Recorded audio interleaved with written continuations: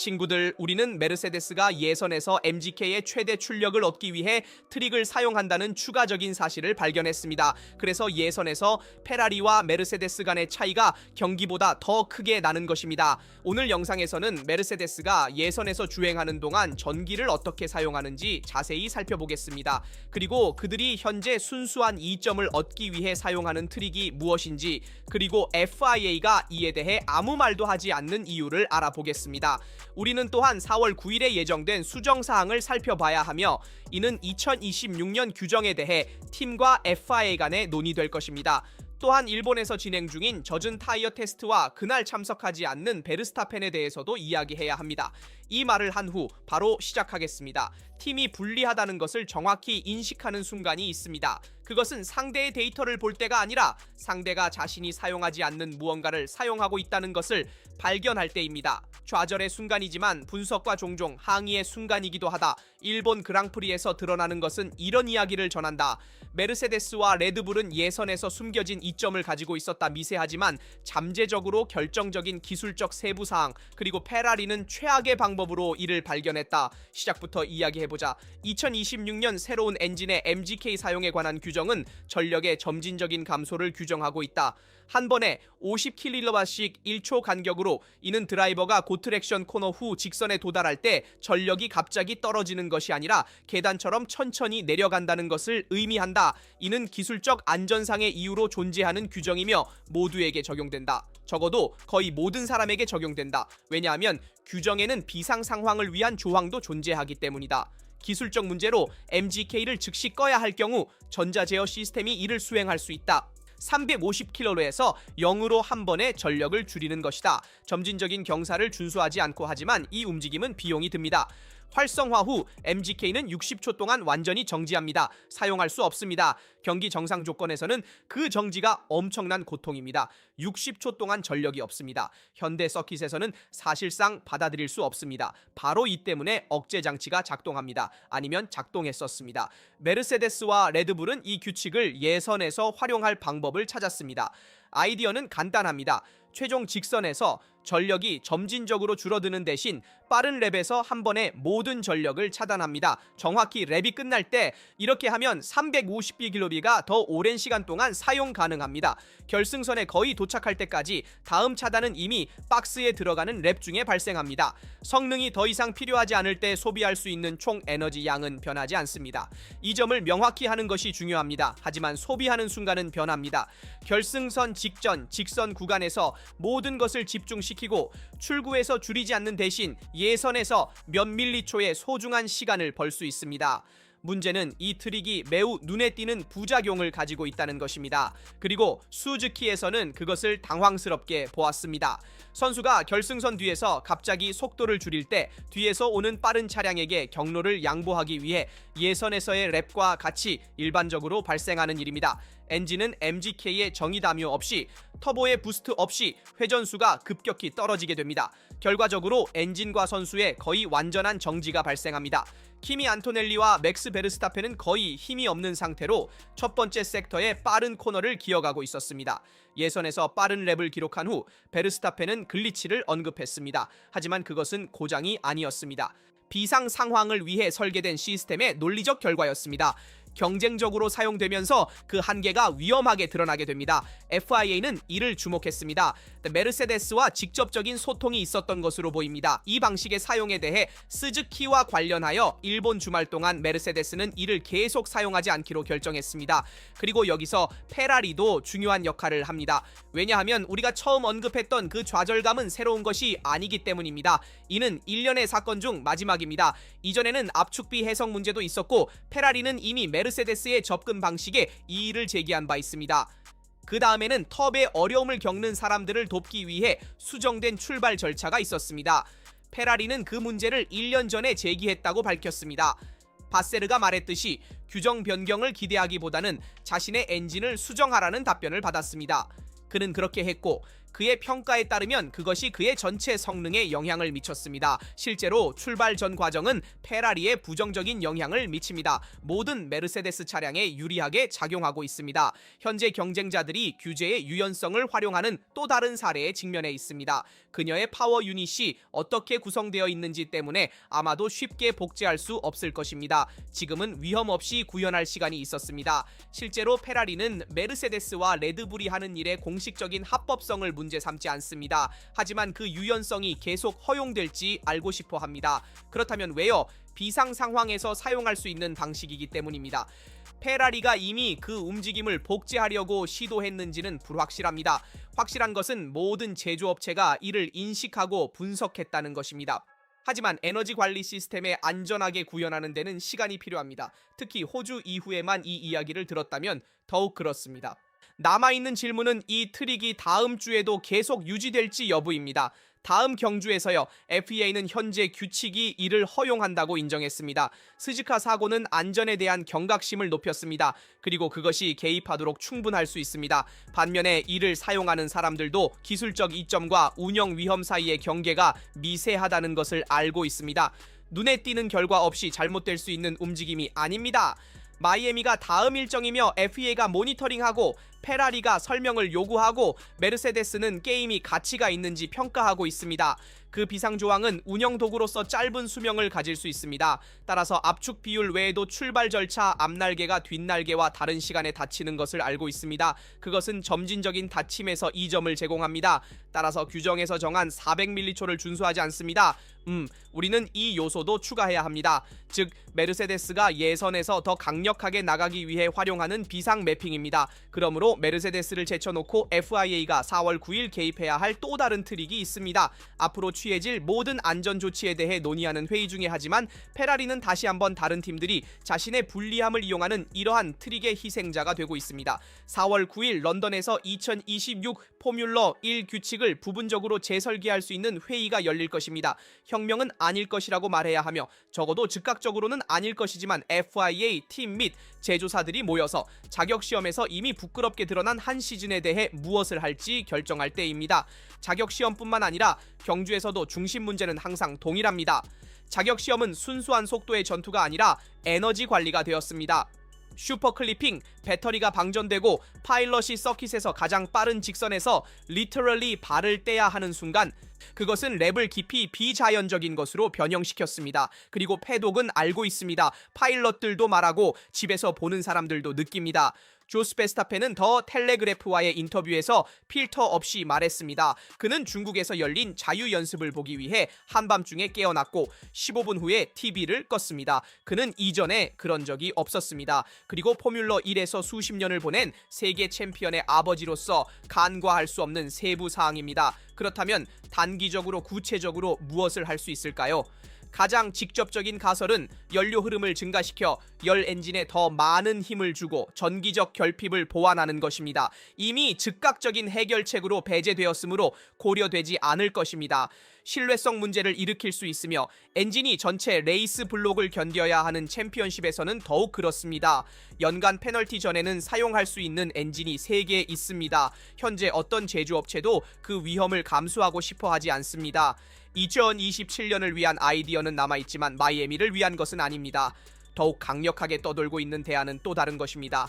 즉, 예선에서 미리 정해진 구역의 제약 없이 드라이버가 능동 공기역학 장치를 자유롭게 조작할 수 있도록 하는 것입니다. 오늘날 전면 및 후면 날개는 사전에 정해진 특정 서킷 지점에서만 항력을 줄이기 위해 열립니다.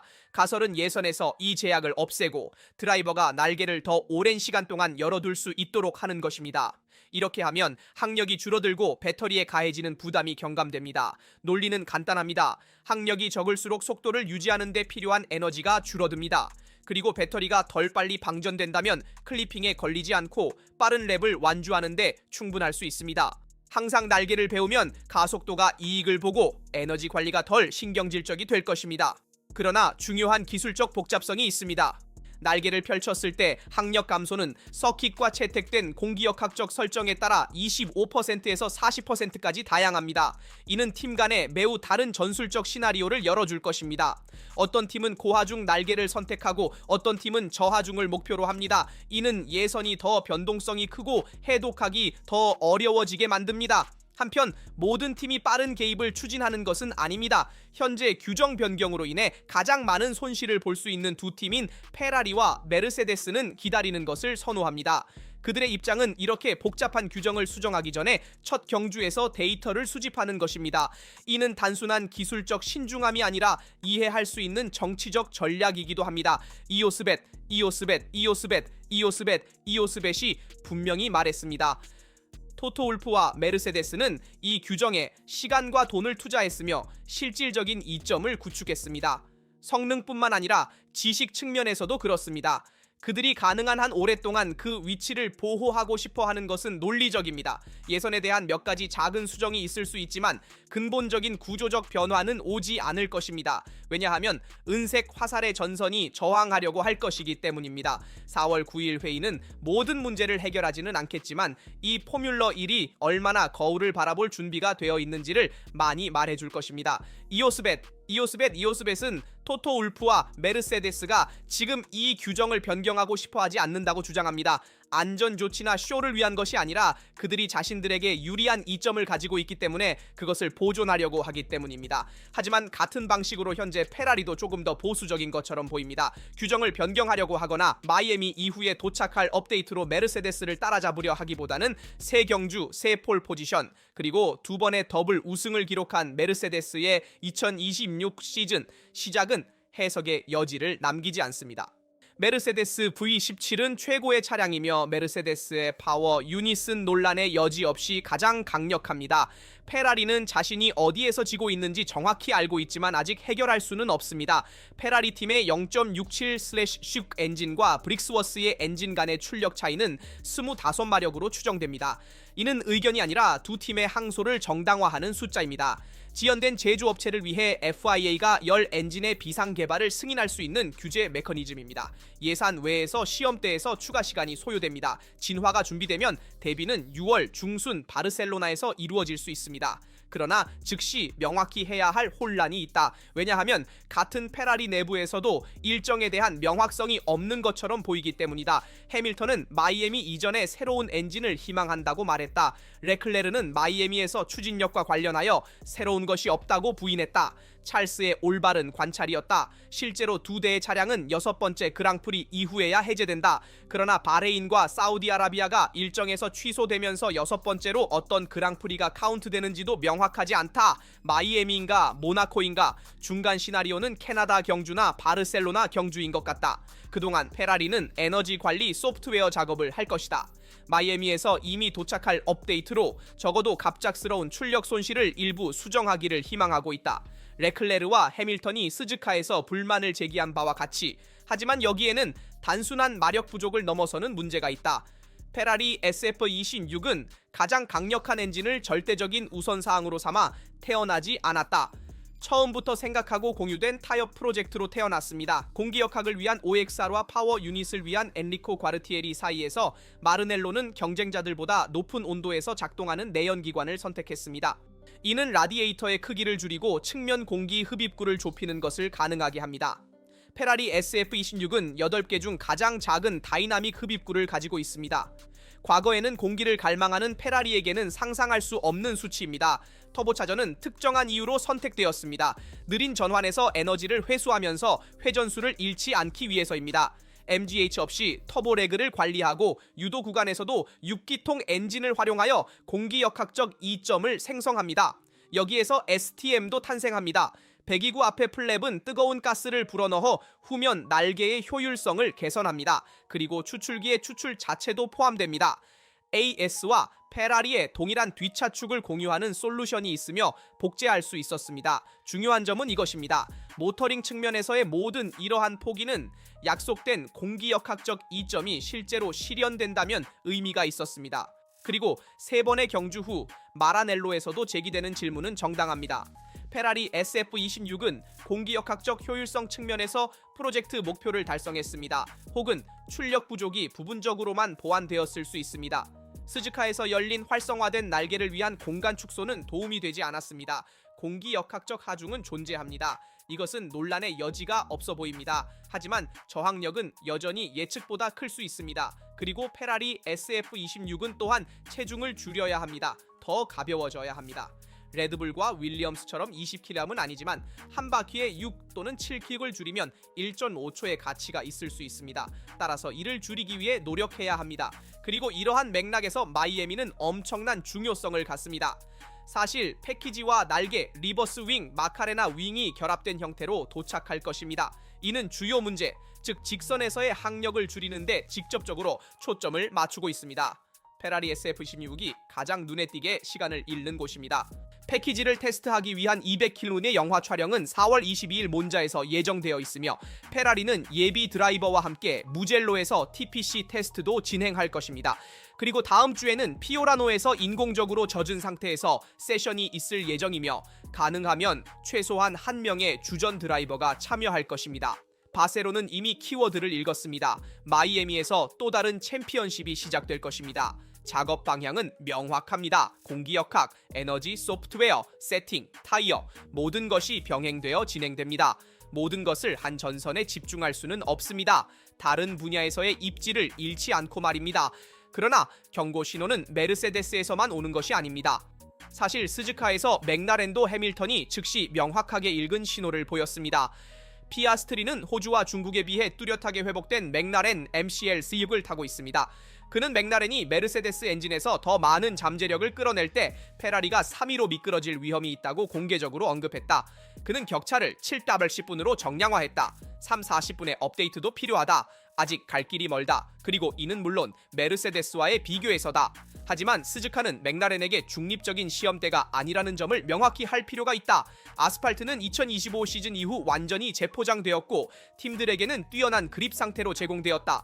높은 그립은 맥라렌 MCL4식에 유리하다. 일반 트랙에서 타이어 관리가 다소 까다로운 특성이 이러한 조건에서 더 잘 발휘된다.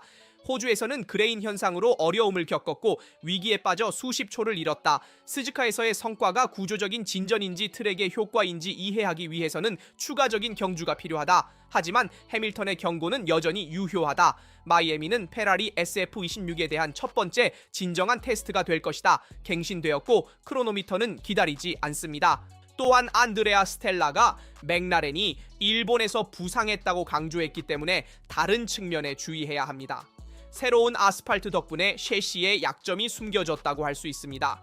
현재 맥라렌은 페라리와 비교해 성능 면에서 같은 셰시를 가지고 있는 것 같지 않습니다. 약간 한 단계 뒤처진 것처럼 보입니다. 파워 유닛 측면에서는 메르세데스의 관리 소프트웨어를 더 잘 이해하고 있습니다. 따라서 메르세데스 파워 유닛도 맥라렌에게 더 잘 이해되고 있습니다. 따라서 마이애미 이후 맥라렌이 페라리를 따라잡을 수 있을지 아니면 맥라렌이 챔피언십에서 3위 자리를 유지할지 지켜봐야 합니다. 현재 포뮬러 1은 일본에서 피렐리 타이어 테스트를 위해 레드불 및 레이싱 불스와 함께 있습니다. 레드불에는 아자르가 있습니다. 레이싱 불스에는 로즌과 림블라드가 번갈아 출전하고 있습니다. 하지만 현재 포뮬러 옌 테스트에 참여하지 않는 베르스타펜이 빠져 있습니다. 하지만 GT3에서 메르세데스와 함께 돌아다니고 있다는 것은 다른 챔피언십을 하고 다른 차량과 함께 경주하고 있다는 것이며 확실히 피렐리 테스트에 대한 그의 참여는 요구되지 않았습니다. 그러나 이는 현재 베르스타펜이 더 이상 포뮬러 1에서 그렇게 많이 경주하고 싶어 하지 않음을 보여줍니다. 그는 내부에 있는 열정을 조금 잃어가고 있으며 확실히 레드불이 그렇게 경쟁력이 없기 때문에 모터스포츠의 다른 카테고리에 더 많은 열정을 찾고 있습니다. 이는 분명히 걱정스러운 신호입니다. 영상에서 다룬 모든 주제에 대한 여러분의 의견을 댓글로 남겨주세요. 메르세데스와 레드불이 예선에서 더 빠른 건조 주행을 위해 사용하는 트릭부터 시작해서요. 모두의 댓글을 읽고 답변하는 것이 궁금합니다. 이 말을 전하면서 여러분이 좋아요를 남기고 구독하며 포뮬러 1 및 페라리 관련 영상을 놓치지 않도록 알림을 활성화하는 것을 잊지 말라고 말씀드립니다. 여기까지입니다. 다음 영상에서 뵙겠습니다.